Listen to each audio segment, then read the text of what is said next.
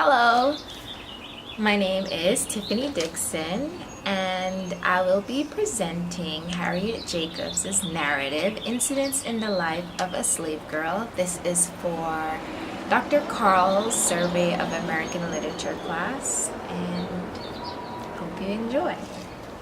So a brief overview of Harriet Jacobs is that she is from North Carolina, in a town called Edenton, which is where she was born around 1813. The exact date is not known, so they've estimated around 1813. She was born a slave, but her father was a skilled worker. This allowed her family to live together in one home and live comfortably, something that is it's not unheard of for slaves during that time. However, Jacobs came to the realization that she was a slave when she was 6 years old. This was after her mother died. After this, she was gifted to her mother's mistress by the name of Margaret. Margaret also blessed Harriet with another remarkable opportunity as a slave. She taught her how to read, how to write, and how to sew. These skills were unheard of for slaves period, because it was illegal to teach slaves to read or to write. So Margaret taught her all these skills that would eventually save her life and allow her to thrive in her adulthood. Margaret eventually died, and Harriet assumed that she would be emancipated as a part of her will. However, that wasn't the case. Instead, she was gifted to her young niece, a 3-year-old girl by the name of Matilda. She was too young, so she was under the control of Matilda's father, who went by the name of Dr. James Norcom in her narrative, but his real name was Dr. Flint.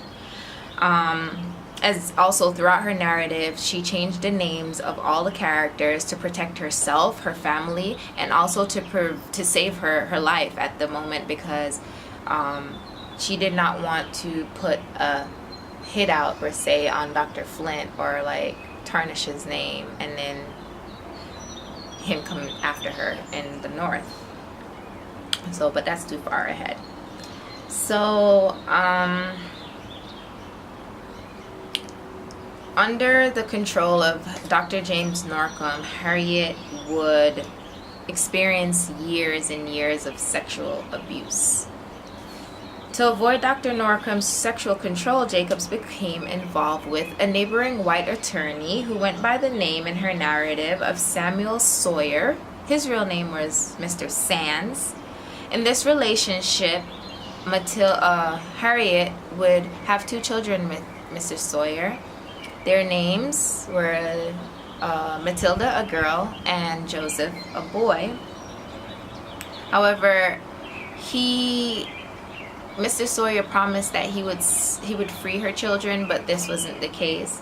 So throughout the narrative, Jacobs was determined to free herself from Dr. Norcom, and to free her children as well. In this narrative, Jacobs takes her readers on a journey of a beautiful slave girl. But Harriet Jacobs takes